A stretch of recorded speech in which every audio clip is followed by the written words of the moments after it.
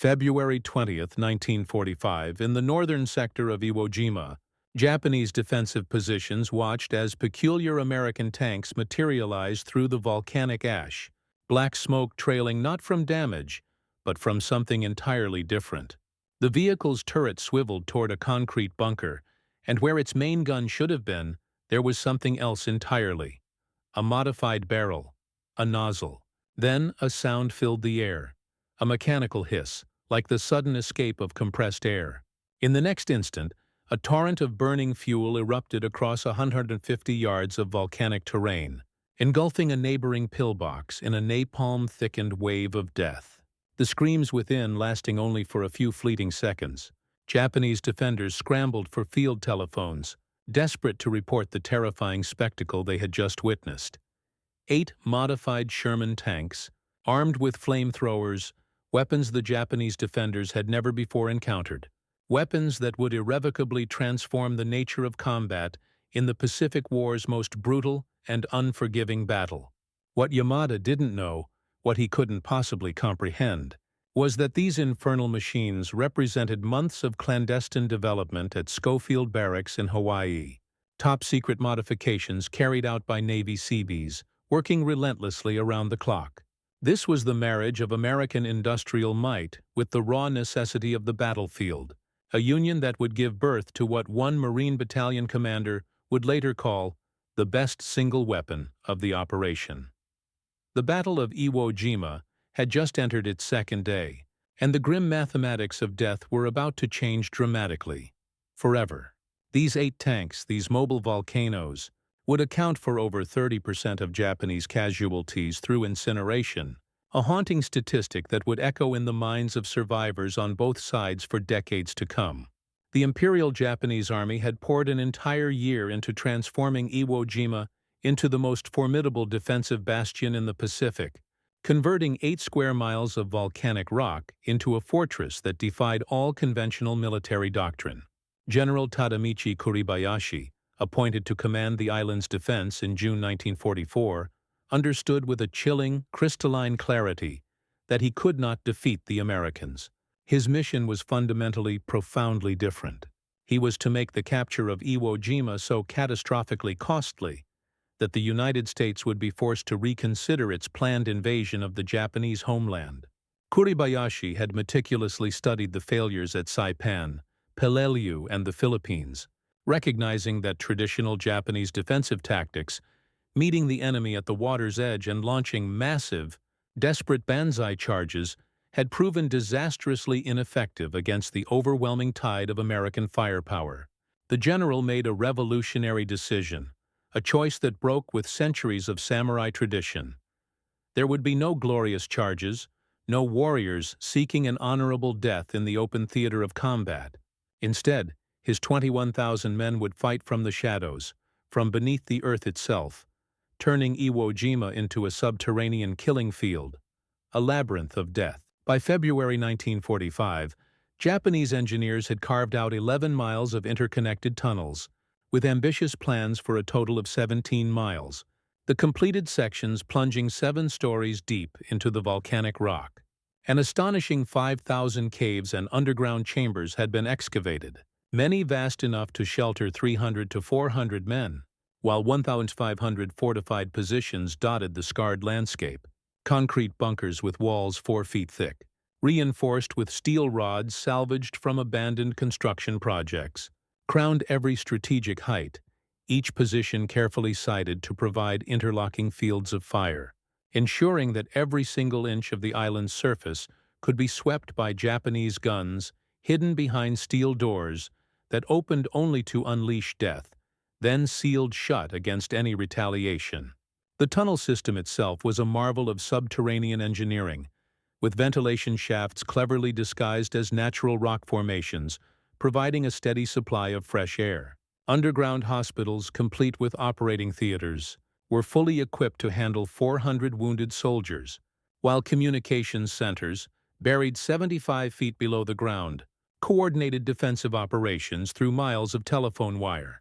Vast storage chambers held enough rice, water, and ammunition to withstand a grueling 2-month siege, and the largest underground structure, located beneath Hill 382, contained a chamber 50 meters long and 20 meters wide, spacious enough to shelter an entire battalion. Kuribayashi positioned his forces with the cold precision of a mathematician, designating the southern sector around Mount Suribachi as a semi-independent command under Colonel Kanehiko Atsuchi, with 2,000 men manning artillery positions that could rain fire down upon the landing beaches. The northern plateau, where the terrain was most favorable for defense, held the bulk of the Japanese forces, 15,000 men under the direct control of Kuribayashi himself. Between these two strongholds, a central reserve of 4,000 troops could swiftly reinforce any threatened sector through the intricate tunnel network. The Americans knew that Iwo Jima would be a difficult prize to claim. Intelligence reports suggested well-prepared defenses, but the full, terrifying scope of Kuribayashi's underground fortress remained hidden from their aerial reconnaissance. For 74 consecutive days, a relentless bombing campaign had dropped 6,800 tons of explosives on the island, and a naval bombardment had hurled 22,000 shells onto Japanese positions. American planners, tragically optimistic, expected these preparations to have eliminated most of the resistance, projecting that the island would fall in a mere 5 days. They were catastrophically, horrifically wrong. The preliminary bombardment had destroyed less than 200 of the 1,500 fortified positions, leaving the tunnel system virtually intact, and most Japanese soldiers hadn't even been scratched by the massive, awe-inspiring firepower demonstration. At Schofield Barracks, Hawaii, a full 5 months before the invasion, Colonel George F. Unmacht assembled a team that was destined to revolutionize armored warfare in the Pacific. Unmacht, a career Army officer with 44 years of military service, commanded the U.S. Army Chemical Warfare Service's most secret project in the Central Pacific area, SINCPAC. His mission was clear: develop a weapon system capable of neutralizing the Japanese cave and bunker complexes that had proven stubbornly immune to conventional weapons. The colonel's initial team was small, consisting of just the 43rd Chemical Laboratory Company. But Unmacht understood that the magnitude of his task required extraordinary talent. He requisitioned 25 men from the 117th Naval Construction Battalion, the Seabees, whose mechanical genius and practical engineering skills were legendary throughout the Pacific. He then added personnel from the 5th Marine Tank Battalion and the 81st Ordnance Company, creating a unique joint service team united by a single, burning purpose: to build a weapon that could burn the Japanese out of their subterranean lairs. Leading the technical development were machinists Mate First Class A.R. Riker and electricians Mate Second Class Joseph P. Keisel, two Seabees whose names would never appear in the headlines, but whose brilliant innovation would save thousands of American lives. These men brought with them the hard-won, practical battlefield experience from previous island campaigns. They had seen firsthand Marines die trying to assault fortified positions that artillery couldn't even dent. They understood that the problem wasn't a lack of firepower, but rather the challenge of applying that firepower effectively against an enemy fighting from the sanctuary of the earth. The challenge they faced was daunting, as previous attempts to mount flamethrowers on tanks had produced, at best, mixed results.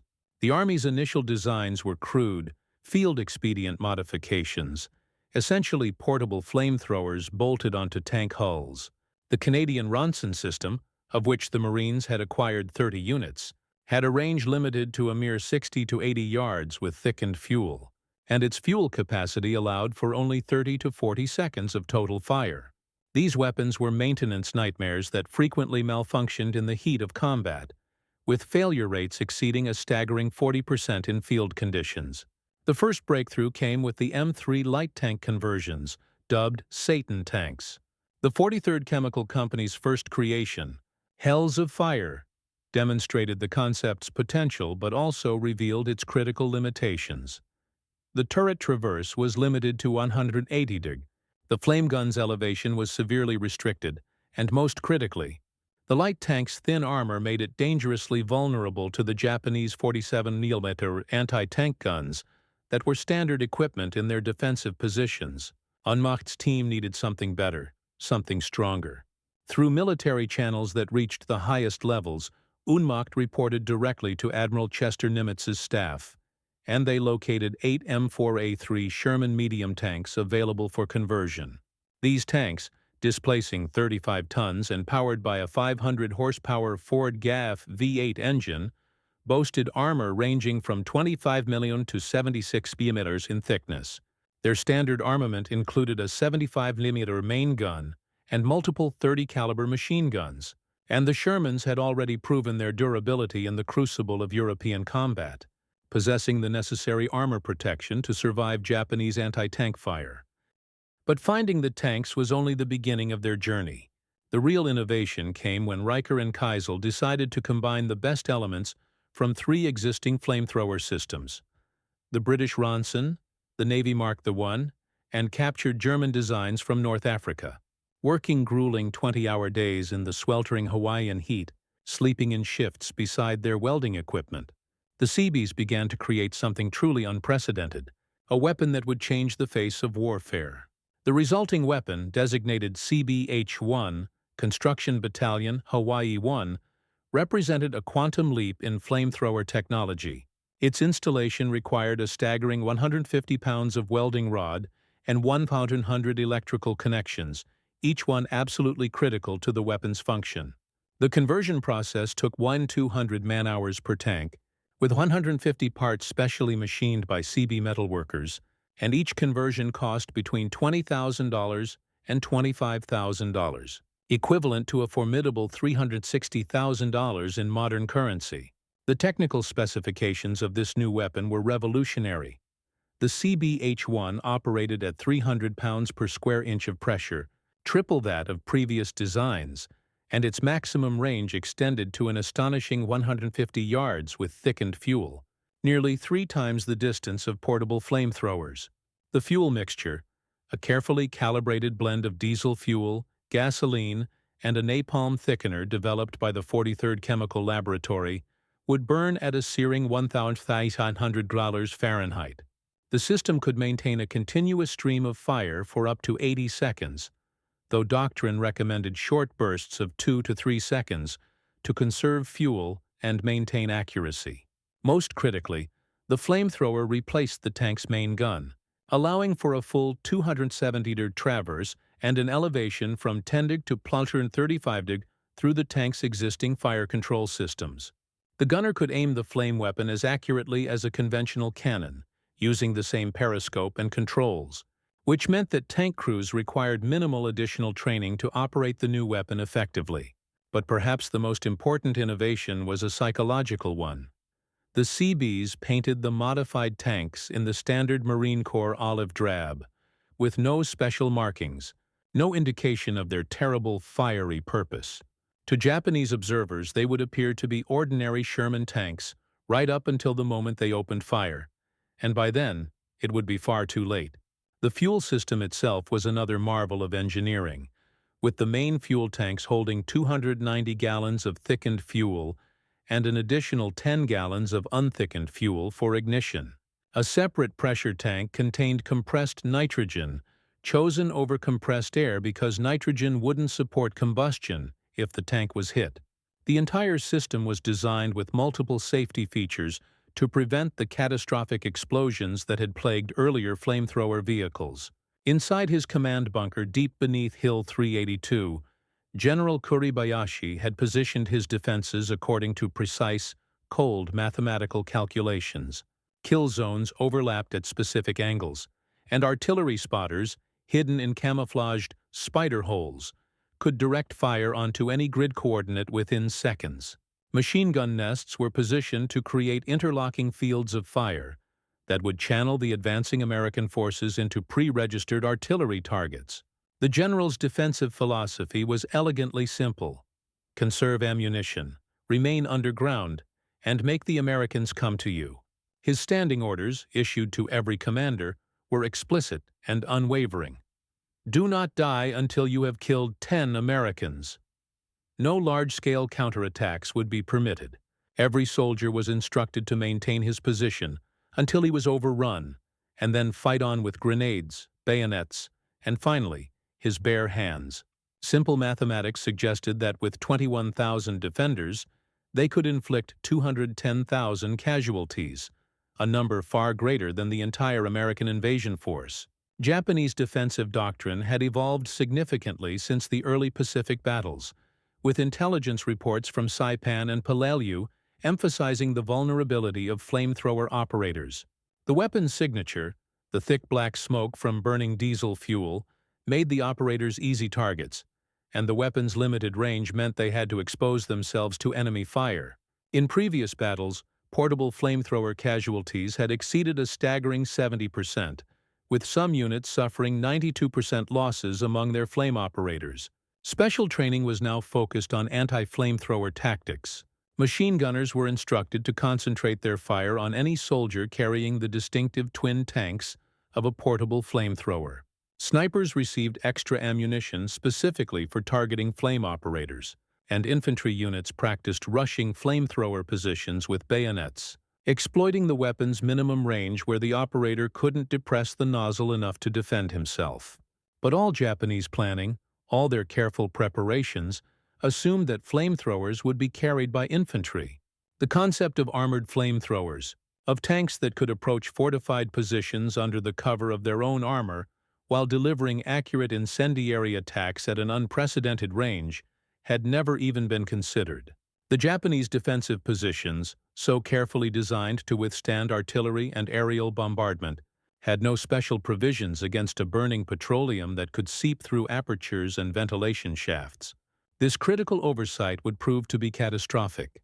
The very fortifications that were Japan's greatest strength would become death traps, fiery crematoriums, when faced with weapons that could turn solid defenses into infernos.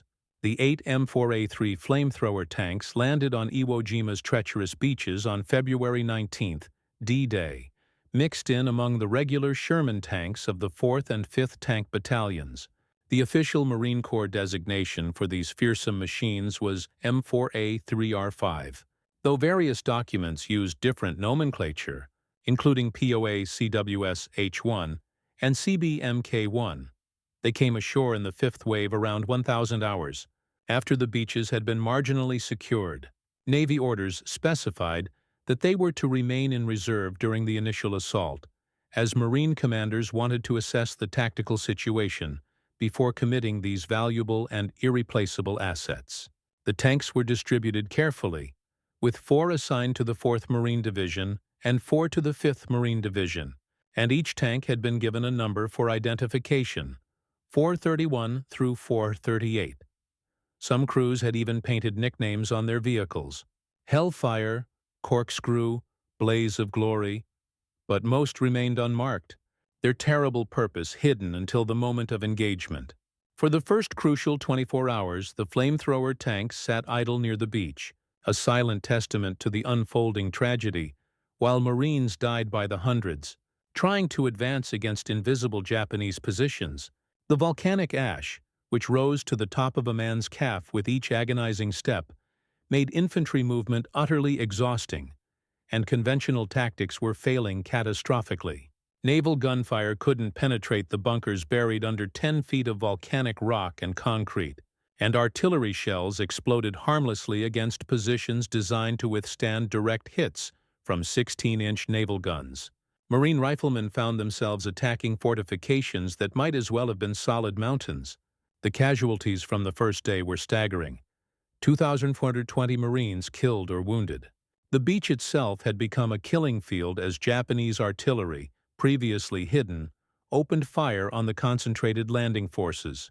Sherman tanks attempting to move inland bogged down in the treacherous ash or were destroyed by concealed anti-tank guns.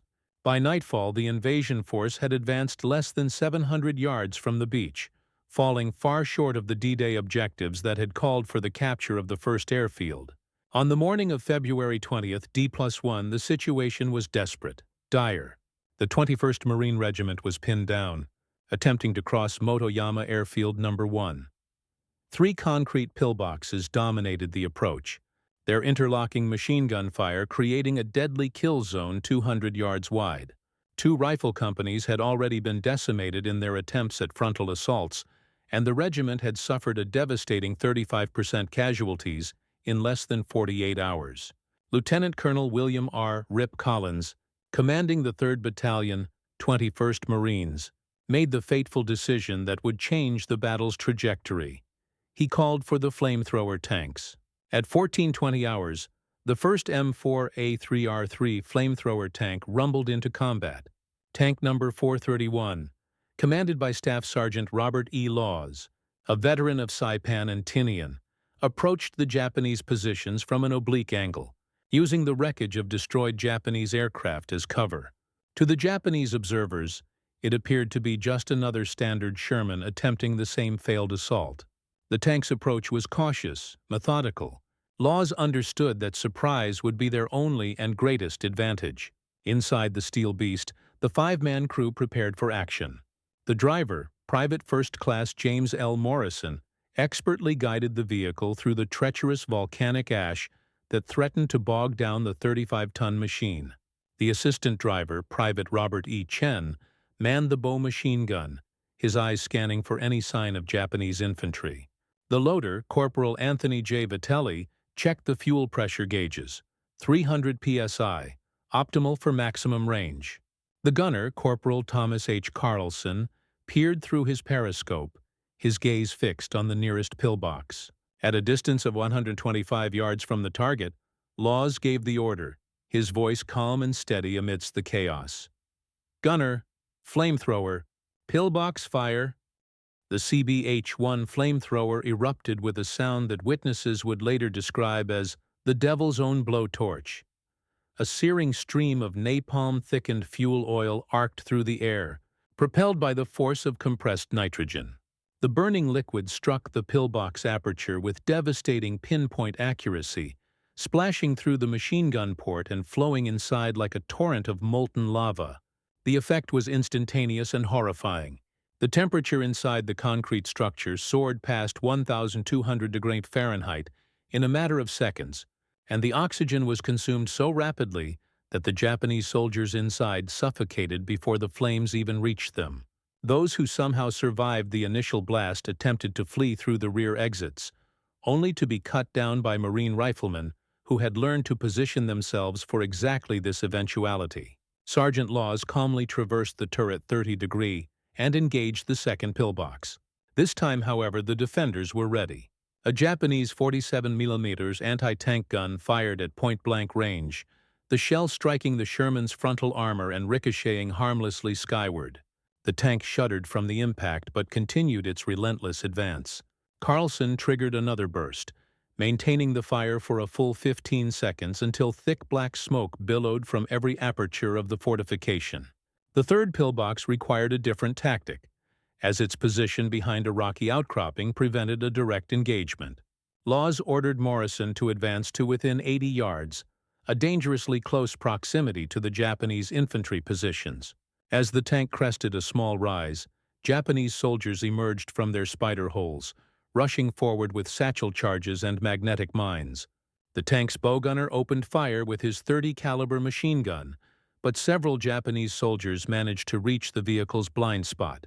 This was the moment that the CB's modifications proved their worth. Unlike standard flamethrower tanks that could only fire forward, the CBH-1's full traverse capability allowed Carlson to swing the turret a full 180 degree and fire directly behind the tank. The attacking infantry were instantly consumed by a blazing wall of fire that witnesses said looked like the gates of hell opening. With the third pillbox neutralized, the Marines of the 21st Regiment advanced an astonishing 400 yards in just 2 hours, more progress than they had made in the previous 2 grueling days. Word of this new, terrifying weapon spread rapidly through the Marine communications network. The flamethrower tanks worked, and more importantly, they survived where conventional tanks had failed. Within 6 hours, all 8 flamethrower tanks were in action across the front, and the tactical revolution was immediate and profound. Tank number 434, supporting the 23rd Marines near the East Boat Basin, destroyed 4 fortified positions in a single afternoon. The crew developed a new technique they called corkscrew and burn, approaching in a spiral pattern to avoid anti-tank fire while maintaining continuous flame suppression. The psychological effect of these weapons was just as devastating as the physical destruction they wrought. Japanese soldiers who had been trained to die at their posts began fleeing their positions when they saw the flame tanks approaching, abandoning their fortifications rather than face the horror of incineration. Tank number 437 pioneered breach and clear tactics with the 24th Marines. The flamethrower would first neutralize a position's defenders, and then Marine engineers would rush forward with demolition charges to permanently destroy the fortification. This deadly combination proved devastatingly effective against positions that had resisted days of conventional assault. In a single afternoon, a single flame tank and engineer team destroyed 7 bunkers that had stopped an entire battalion's advance in its tracks. But it was tank number 432 that truly demonstrated the weapon's profound psychological impact. Supporting the 26th Marines near the base of Mount Suribachi, the tank approached a complex of interconnected caves. The commander, Sergeant William H. Patterson, ordered his driver to stop 100 yards from the cave entrances. Through the tank's periscope, Patterson could see Japanese soldiers watching from the darkness. He then triggered a short burst of flame into the air, a terrifying demonstration of the power at his command. The psychological effect was immediate and unprecedented. Japanese soldiers began fleeing from the rear exits, abandoning positions they had been ordered to defend to the death. The Marine riflemen were so surprised that they initially failed to fire on the retreating enemy. In just 30 minutes, an entire defensive sector had collapsed, without the tank firing a single shot directly at the enemy positions. This represented the first mass abandonment of defensive positions in Japanese military history. By nightfall on February 20th, Marine units were already modifying their tactics around the availability of the flamethrower tanks. Attack plans were postponed until the flame tanks could be brought forward, and infantry units learned to follow 50 yards behind the tanks, close enough to exploit the shock effect, but far enough to avoid the intense heat blast that could singe eyebrows at 30 yards. Artillery observers began marking targets specifically for flamethrower engagement, rather than conventional bombardment. The numbers from the first day of flame tank combat were striking. 47 fortified positions destroyed, Marine casualties in supported sectors down by a staggering 40% from the previous day, and 600 yards of territory gained in areas that had been static for 48 hours. But the most significant statistic was a psychological one. For the first time, significant numbers of Japanese soldiers were abandoning their positions rather than dying at their posts. The Japanese response was swift but largely ineffective. General Kuribayashi issued emergency orders that night, designating the flame tanks as priority targets.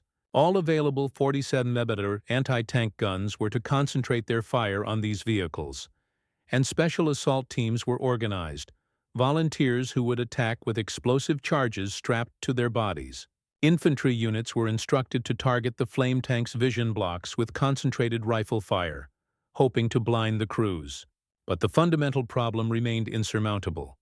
The flamethrower tanks looked identical to the regular Shermans until they fired, and Japanese gunners couldn't identify the priority targets until it was too late. Worse still, focusing on the flame tanks meant ignoring the conventional tanks that were providing covering fire. The Americans had achieved a stunning tactical surprise through their mechanical innovation.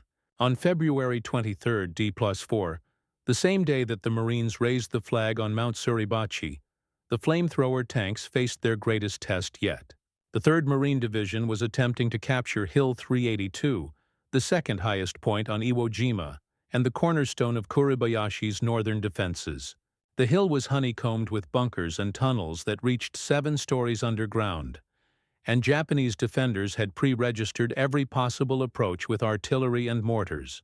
The position had been designed by Japanese engineers to be impregnable, with multiple defensive lines, interlocking fields of fire, and underground galleries that allowed defenders to reappear behind the attackers. Previous assaults had failed, with casualties exceeding 50%, and the 1st Battalion, 9th Marines, had lost a staggering 70% of its strength just attempting to take the approaches to the hill. At 0800 hours, 4 flamethrower tanks advanced in an echelon formation, supported by 6 conventional Shermans and a battalion of Marine infantry. This time the Japanese were ready. Hidden 75mm mountain guns, larger than the standard 47mm anti-tank weapons, had been positioned specifically to engage the flame tanks. As the lead flame tank crested the first rise, concentrated fire erupted from 3 concealed positions. The first round struck Tank 433's track, immobilizing it. The crew bravely continued firing the flamethrower while stationary, creating a curtain of flame that obscured the following vehicles and suppressed the Japanese positions. This heroic self-sacrifice allowed the other tanks to maneuver. Tank number 431 pushed through the smoke, advancing through a hail of artillery fire that would have stopped an infantry assault cold. Shell fragments rattled against its armor like hail, and the driver, Private First Class Morrison, later described navigating by periscope through smoke so thick he could barely see 10 feet ahead. At a distance of 60 yards from the main Japanese bunker complex, Tank 434's flamethrower erupted. But this time the Japanese had adapted. Their engineers had installed steel plates over the bunker apertures that could be closed between machine gun bursts, and the flame splashed harmlessly against the sealed steel. It seemed for a moment that the Japanese had found a counter to the flame tanks. But Gunner Corporal Michael J. Rodriguez made a critical observation. The steel plates glowed cherry red after sustained contact with the flame, and he knew that metal that hot would warp, creating gaps. Rodriguez maintained his fire for a full 45 seconds, far longer than doctrine recommended, dangerously depleting their fuel reserves. The steel plate buckled, and the incendiary mixture poured through the gaps. The bunker's interior became an inferno as ammunition cooked off in explosive chains, and the concrete cracked from the intense thermal shock. Secondary explosions revealed the tunnel entrances that the Japanese engineers had so carefully concealed. Marine infantry rushed forward with satchel charges, throwing explosives into every opening before the defenders could reorganize. In just 3 hours, Hill 382's outer defenses had been breached. The impregnable position was falling, but the battle also revealed the flamethrower tank's limitations. Tank number 431 had exhausted its fuel supply after only 80 seconds of continuous operation, and refueling required withdrawing to designated areas where specialized fuel trucks waited, a process that took a minimum of 2 hours. During that time, the Japanese defenders could reinforce and reorganize their positions. The tanks were powerful, but they were not inexhaustible. Most significantly, on this same day, Corporal Herschel Woody Williams demonstrated that man-portable flamethrowers still had a critical role to play. When the flamethrower tanks couldn't maneuver through a narrow ravine called the amphitheater, Williams advanced on foot with a 70-pound M22 flamethrower. In 4 hours of intense combat, covered only by 4 riflemen, 2 of whom would die protecting him, Williams destroyed 7 pillboxes that were inaccessible to the tanks. His technique complemented the flame tanks perfectly. Where the tanks couldn't go, brave men with portable flamethrowers could still advance. His actions that day would earn him the Medal of Honor, and he would go on to become the last surviving World War II Medal of Honor recipient, passing away in June 2022 at the age of 98. His citation read, in part, "Quick to volunteer his services when our tanks were maneuvering vainly to open a lane for the infantry through the network of reinforced concrete pillboxes, buried mines, and black volcanic sands, Corporal Williams daringly went forward alone to attempt the reduction of devastating machine gun fire from the unyielding positions." The statistics from the first week of combat told a remarkable story. In sectors where the flamethrower tanks operated, Marine casualties dropped by a staggering 40% compared to unsupported attacks. Japanese positions that had resisted days of conventional assault fell within hours. The 8 tanks had consumed 70,000 gallons of fuel mixture in just 7 days, destroying an estimated 300 fortified positions. Their daily consumption averaged 10,000 gallons, a logistical challenge that required establishing special fuel depots near the front lines. By early March, the battle had shifted to Iwo Jima's northern plateau, a hellscape of sulfur pits, twisted ravines, and volcanic rock formations that made tank operations nearly impossible. General Kuribayashi had positioned his final defensive line here precisely because the terrain favored the defenders. The area had been grimly designated the meat grinder by the Marines, who had faced 850 casualties taking a single hill. Tanks that attempted to navigate the broken ground threw their tracks on the sharp volcanic rocks, or became bellied out on obstacles that were invisible beneath the ash. The flamethrower tanks adapted once again. Unable to maneuver freely, they became mobile pillboxes, positioned at key points to support the infantry advances. Marine engineers from the 5th Engineer Battalion worked through the night, constructing ramps and clearing paths, often under sniper fire, allowing the flame tanks to reach positions that had previously been thought inaccessible. When a direct assault proved impossible, the tanks fired indirectly, bouncing their flame streams off rocks to reach around corners and into defilated positions. On March 8, D+19, tank number 436 achieved what its crew would later call the impossible shot, supporting the 9th Marines' assault on Cushman's Pocket, a complex of caves and bunkers built into a near-vertical cliff face. The tank commander, Sergeant Daniel G. Foster, calculated that a flame fired at maximum elevation might just arc over the cliff edge and fall into the Japanese positions from above. The physics were marginal.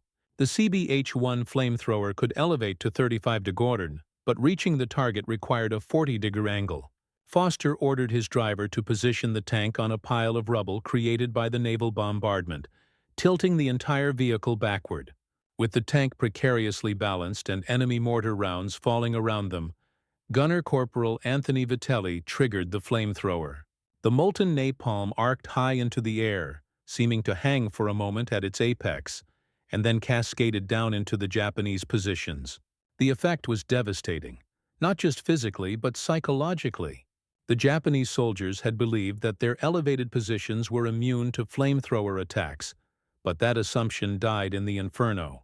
Witnesses reported seeing Japanese soldiers leaping from the cliffs rather than burn alive, choosing death by falling over death by fire. By mid-March, the flamethrower tanks had evolved into the centerpiece of a sophisticated combined arms system. Each flame tank now operated with a dedicated support team. Conventional tanks to suppress enemy anti-tank guns, infantry for close protection against suicide attackers, engineers for obstacle clearance, and ammunition carriers bringing forward the 300-gallon fuel trailers that extended their operational time. This integration represented a revolution in assault tactics that would influence Marine Corps doctrine for decades to come. The fuel logistics alone required an extraordinary effort. Electrician's mate second-class Keisel, one of the original designers, had accompanied the tanks to Iwo Jima to supervise their maintenance. He later reported that keeping the 8 tanks operational required a supply chain that stretched all the way back to Pearl Harbor. Fuel mixing stations operated 24 hours a day, combining diesel fuel, gasoline, and napalm powder in precise ratios. The mixture had to be used within 72 hours, or it would separate and clog the flame guns. The Japanese response continued to evolve as well. Special tank killer teams were formed, volunteers who would attack with explosive charges strapped to their bodies. These human bombs did achieve some successes. Tank number 438 was destroyed on March 11th, when a Japanese soldier detonated himself against the vehicle's engine compartment, killing 3 of the 5 crew members. But such tactics were ultimately futile. For every flame tank that was damaged, replacements arrived from the beach, and damaged flame tanks were often repaired and returned to action. General Kuribayashi, observing from his command bunker deep beneath the northern plateau, recognized the strategic implications.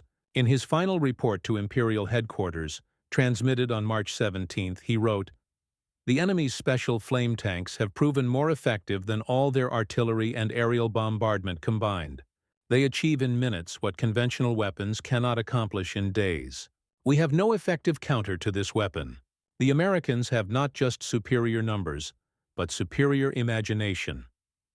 The crescendo came during the final week of March, as the Marines pushed into the gorge, Kuribayashi's last stronghold.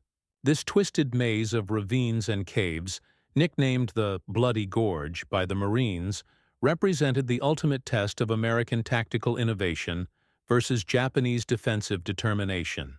Here, in an area less than 700 yards square, The remaining 3,000 Japanese defenders prepared to make their last stand.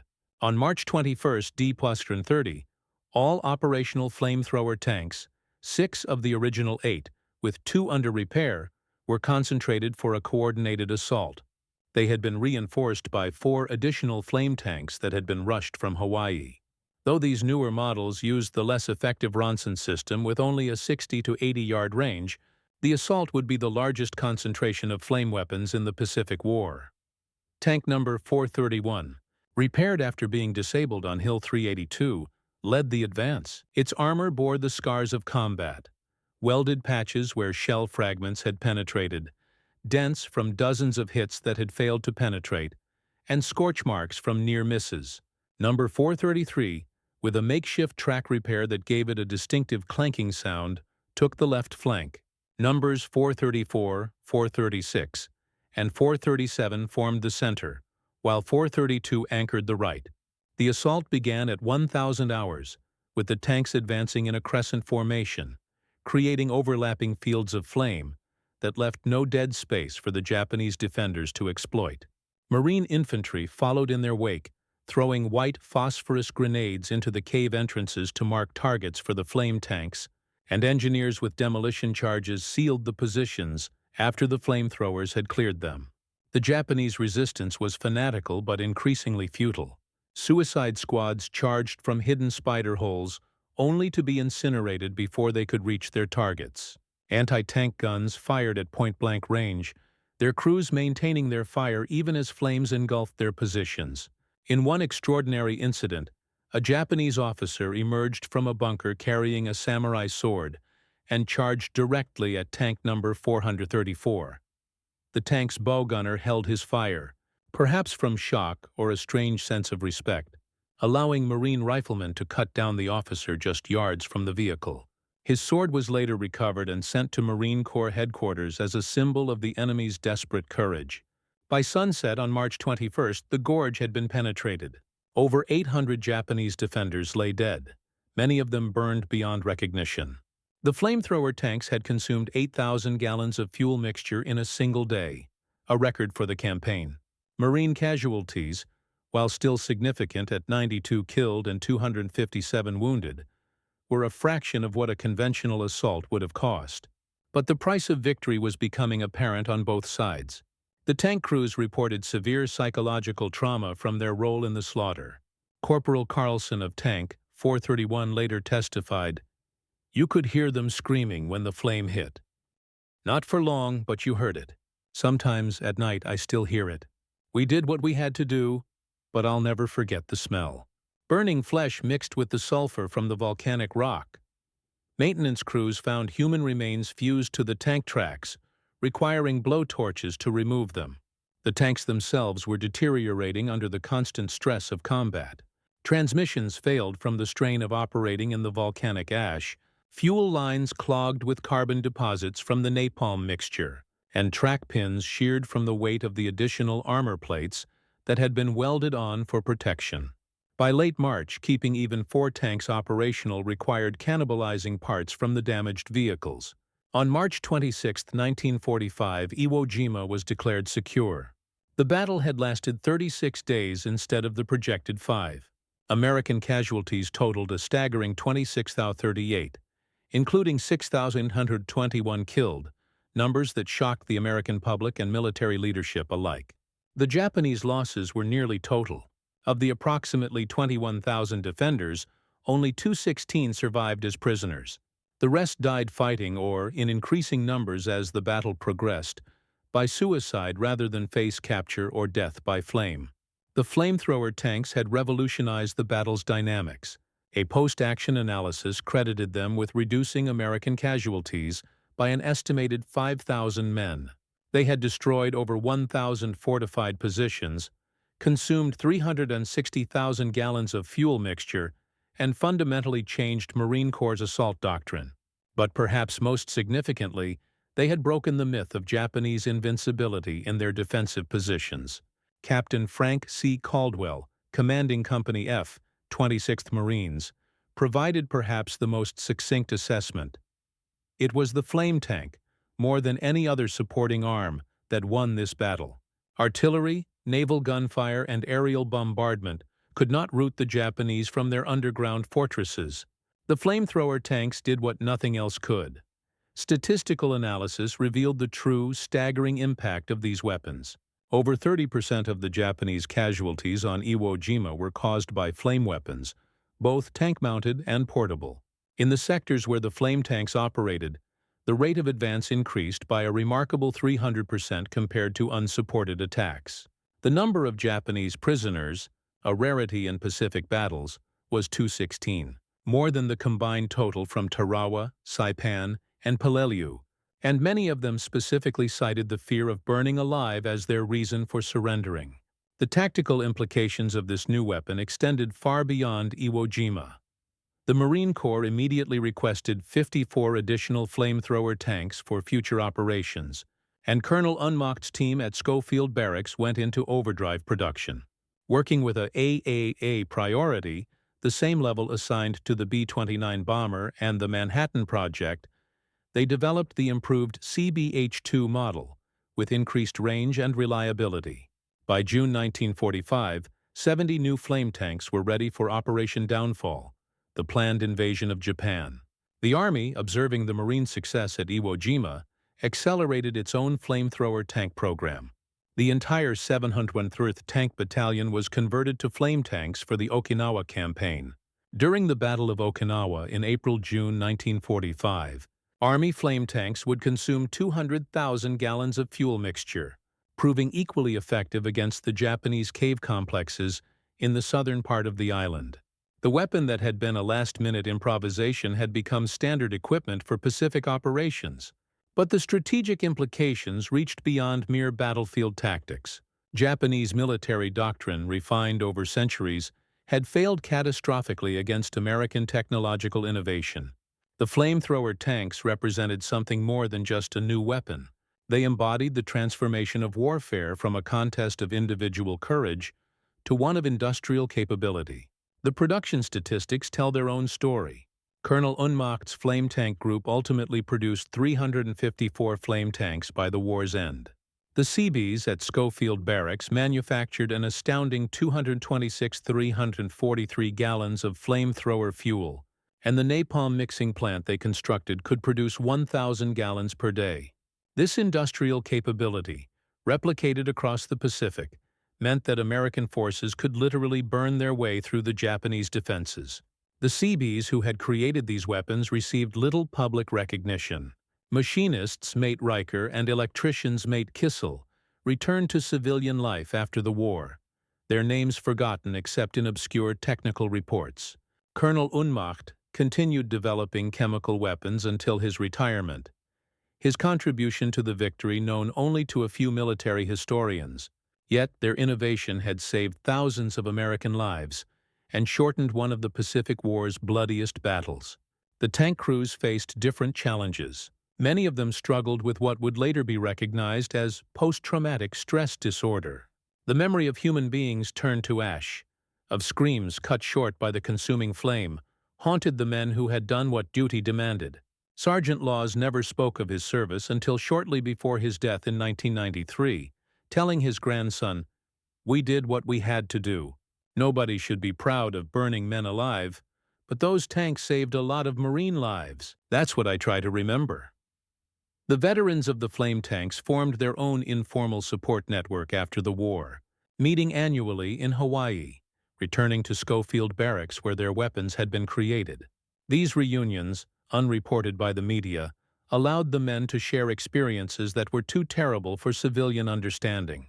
The last reunion was held in 2010, attended by only 4 surviving crew members.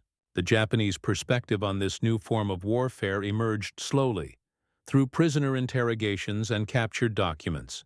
Soldiers who had been taught that death in battle guaranteed spiritual transcendence found themselves paralyzed by the fear of incineration.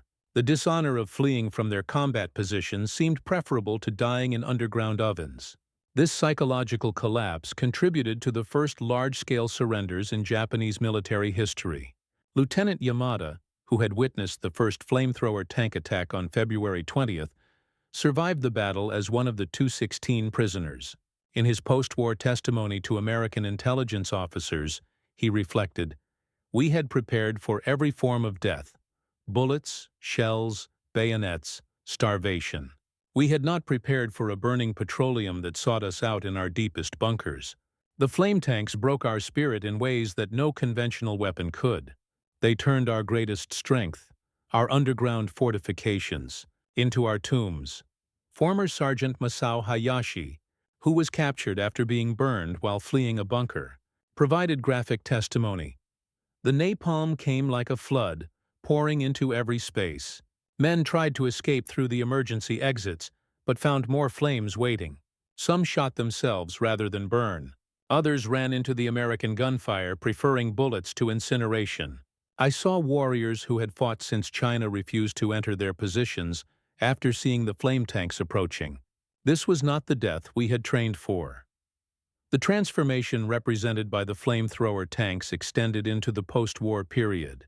The United States Marine Corps, analyzing the success at Iwo Jima, fundamentally restructured its assault doctrine around combined arms tactics, integrating armor, infantry, and engineers.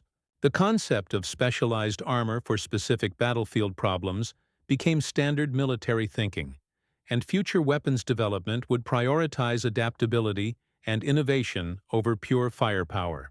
The technology itself continued to evolve. The M4A3R3 Sherman flamethrower tanks served in Korea, where they proved equally effective against the Chinese bunker complexes during the battles for the Punch Bowl and Heartbreak Ridge. Marine flame tanks destroyed over 300 Chinese positions during the Korean War, though with less dramatic effect due to the better Chinese awareness of the weapon's capabilities. The last American flame tank, the M132 armored flamethrower, based on the M113 armored personnel carrier, wasn't retired until 1978, ending a weapons lineage that had begun with 8 hastily modified Shermans in a secret warehouse in Hawaii.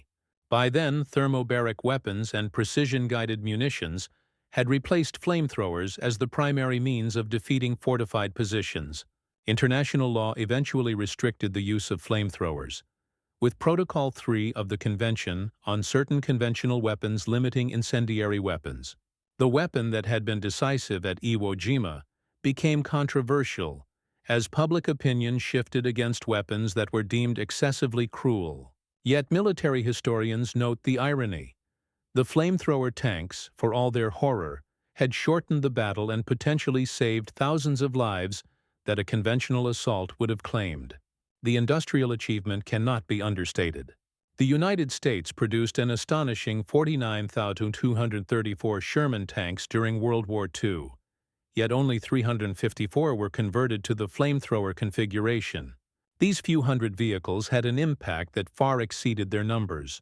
At Iwo Jima, just 8 tanks had changed the course of a battle that might have lasted for months and cost tens of thousands more casualties. The production cost, roughly $200,000 per converted tank in 1945, seems trivial compared to the lives that were saved. Military analysts calculated that each flame tank at Iwo Jima potentially preserved 625 American casualties, based on the casualty rates in unsupported versus flame-supported attacks. In the cold calculus of war, the investment in technology had paid dividends in blood that was not spilled. But perhaps the most profound legacy was a psychological one.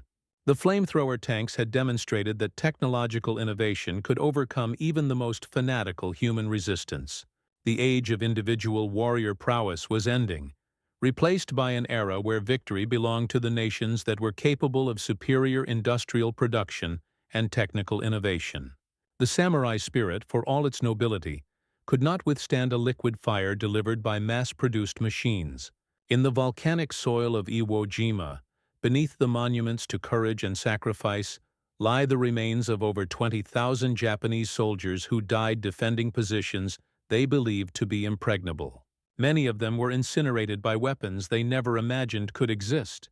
Their deaths marked not just the end of a battle, but the end of an era when spiritual dedication could overcome material disadvantage. The 8 M4A3R3 flamethrower tanks that fought at Iwo Jima were ultimately just machines, steel, aluminum, rubber, and mechanical components assembled by workers who would never see combat. Yet they represented something larger: the mobilization of American industrial might, scientific innovation, and mechanical genius in the service of victory. The Seabees who built them, the Marines who crewed them, and the Japanese who died facing them were all part of a transformation that would define modern warfare. Today, the last surviving flamethrower tank from Iwo Jima sits in the National Museum of the Marine Corps in Quantico, Virginia. Tank number 434, the museum specimen, bears the scars of its service: welding marks where its armor was patched, dents from shell impacts, and scratches from the volcanic rock. A small plaque notes its specifications and battle history. But what it cannot convey is the sound of the compressed nitrogen releasing, the smell of burning napalm mixed with sulfur, the sight of liquid fire flowing like water into the underground fortresses. Visitors often pass by it quickly, disturbed by the weapon's terrible purpose. School children on field trips ask why anyone would create such a horrible weapon. But the veterans who understand its history pause longer, some saluting, others simply staring in silent remembrance. For them, the tank represents not the glorification of war, but a recognition of war's terrible necessities. The last reunion of the Iwo Jima flame tank veterans was held in 2015, on the 70th anniversary of the battle. Only 3 crew members attended, all of them in their 90s. They gathered at the museum, sharing their memories with historians who were eager to preserve their first-hand accounts. Corporal Anthony Vitelli, the former gunner on Tank 436, offered perhaps the most poignant observation. "People ask if I'm proud of what we did. Pride isn't the right word. We did a terrible job that had to be done. Those tanks saved Marine lives. That's enough." The men who designed, built, and operated these machines have almost all passed into history. Corporal Herschel Woody Williams, who fought alongside the flame tanks with his portable flamethrower, was the last Medal of Honor recipient from Iwo Jima to die, passing away in June 2022 at the age of 98. With him went the last living memory of flame warfare's terrible reality. His foundation continues to honor Gold Star families, ensuring that the sacrifice of those who died is not forgotten. Colonel Unmacht's classified reports, declassified in the 1970s, reveal the frantic pace of innovation that produced the flame tanks. Working 20-hour days, sleeping in shifts beside their welding equipment, the Seabees had accomplished what conventional military procurement would have taken years to achieve. Their reward was seeing their creation succeed beyond all expectations, shortening one of the Pacific War's bloodiest battles. The Japanese military archives, which were open to researchers in the 1980s, provide the enemy's perspective on facing the flame tanks. Report after report describes the paralysis of watching the liquid fire approach, knowing that concrete and steel offered no protection. Orders to hold positions to the death became meaningless when death came as a flowing fire that sought out every hiding place. One Japanese report noted, "The flame tanks negated every advantage of our defensive positions. Height meant nothing when the fire could arc over obstacles. Depth meant nothing when the flame flowed like water into our tunnels. The concrete and steel that could withstand tons of explosives were useless against a liquid fire." General Kuribayashi's final message, transmitted just before his death in late March 1945, contained a prescient observation. "The Americans have not just defeated us with superior numbers or firepower, they have defeated us with superior imagination, turning our greatest strength, our underground fortifications, into death traps. Future wars will belong to the nations that can imagine new forms of warfare, not those who perfect the old ones." His prediction proved to be accurate. The revolution in military affairs that began with 8 flame tanks at Iwo Jima continued through guided missiles, precision weapons, and cyber warfare. The principle remained constant. Technological innovation defeats traditional tactics, and imagination triumphs over convention. The transformation from conventional to flame warfare at Iwo Jima took just days, but it changed combat doctrine forever. Marines who had been trained for traditional assault tactics learned to coordinate with the flame tanks, using their shock effect to break defensive lines that had been thought to be impregnable. This integration happened not through formal training, but through battlefield innovation, an adaptation under fire that exemplified American military flexibility. A statistical analysis conducted after the war revealed striking patterns in the sectors where the flame tanks operated. Japanese defenders were 70% more likely to abandon their positions before being overrun, and the psychological impact of these weapons exceeded the physical destruction they caused. The mere presence of flame tanks in a sector would often cause a defensive collapse without them even firing a shot. One Marine intelligence report noted, "The enemy's fear of the flame tanks borders on panic." Prisoners report that soldiers refuse orders to occupy positions once flame tanks are spotted in the area. The 8 flamethrower tanks of Iwo Jima had achieved something remarkable. In 36 days of brutal combat, they had validated a new form of warfare, saved thousands of American lives, and contributed to a victory in one of World War II's most crucial battles. Their legacy lived on in every subsequent conflict where American forces faced entrenched enemies, from Korea to Vietnam to Iraq. Yet the moral questions remain unresolved. The tank crews who survived often struggled with what they had done. The efficiency of killing by fire, the industrial scale of incineration, challenged the traditional concepts of honorable warfare. These men had been the instruments of a terrible necessity, wielding weapons that turned human beings to ash in seconds. Many of them never spoke of their service, taking their memories to the grave rather than burden others with the horror. The final testament to their experience comes from a 1985 reconciliation ceremony on Iwo Jima. Former tank commander Robert Laws and former Lieutenant Koshi Yamada, who had witnessed the first flame tank attack, stood together where Tank 431 had first fired 40 years earlier. Yamada spoke through an interpreter. "I hated you for 40 years. The flame tanks killed my friends in ways I cannot forget. But I understand now. War makes monsters of us all. You did what you had to do, as did we." Laws responded simply, "We were all just boys, trying to survive. I'm glad we both lived to stand here today." The two old warriors embraced. As the sun set over Iwo Jima's black sand beaches, the veterans walked together toward the memorial to all who had died. Behind them, Mount Suribachi rose against the darkening sky. The island that had once burned with the fury of combat had returned to peace. The age of the flamethrower tank had begun and ended in the Pacific, its legacy written in fire across the volcanic islands. 8 modified Shermans had changed the nature of warfare, demonstrating that victory in modern conflict belonged to the nations that were capable of wedding industrial might to battlefield innovation. The flames had long since died, but their impact on military history burned eternal. In the end, the Battle of Iwo Jima was won not by courage alone, though there was courage in abundance on both sides, but by the marriage of American industrial capability and battlefield innovation. The flamethrower tanks represented the convergence of technology, tactics, and determination that would define American military supremacy for generations to come. They were weapons of their time, necessary evils in a war that demanded total victory. The Japanese defenders had fought with unparalleled bravery, following their orders to resist to the death. They had built the most formidable defensive position in the Pacific War, a subterranean fortress that conventional weapons could not reduce.